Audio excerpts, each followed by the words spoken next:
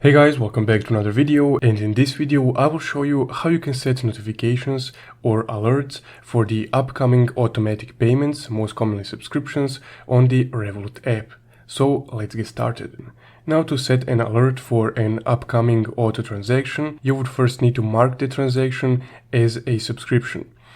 So for that, you would first need to go in your history right here, so we can just tap on see all. Then you would need to find a subscription that you have, so let's say this one, Anthropic. So once you're on the subscription tab or once you're on the transaction tab, you would need to tap in the upper right corner and then just mark this as a subscription. Now, once this transaction is marked as a subscription, you will automatically receive updates when the next payment will be taken out.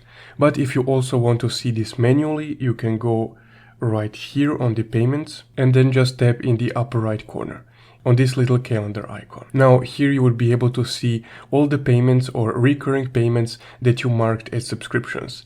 And you can also see on which date the payment will be taken on if you just take a look right here.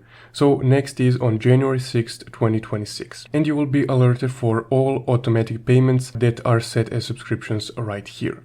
So if you guys found this video helpful, don't forget to leave a like and subscribe. Thank you for watching.